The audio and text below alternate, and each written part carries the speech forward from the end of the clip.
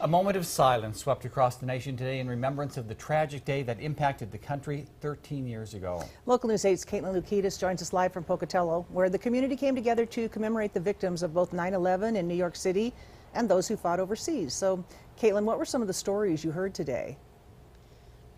Well, just earlier today, the entire front of the courthouse here was lined with flags and people who all came together to share their stories about how post 9/11 events have impacted their lives. But you don't need a journalist to sit here and tell you that, so I'll let them be the ones to tell you their story.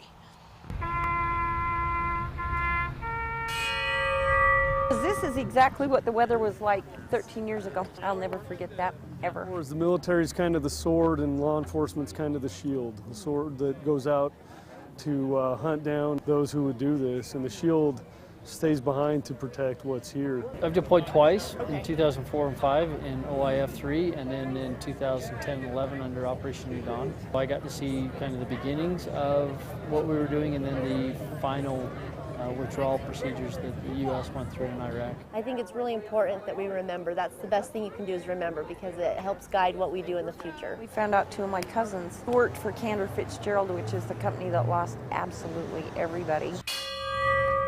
Keith had time to, he actually got a message to his wife at home on the phone.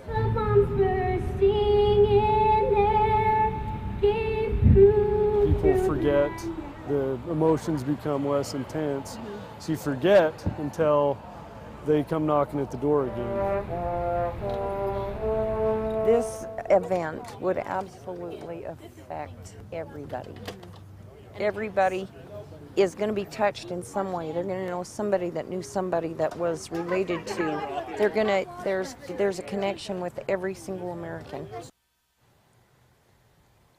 Now I'm going to toss you guys over live to Local News 8's Luke Jones, who joins us in Idaho Falls at Freeman Park, where folks also took some time to remember 9/11. Luke?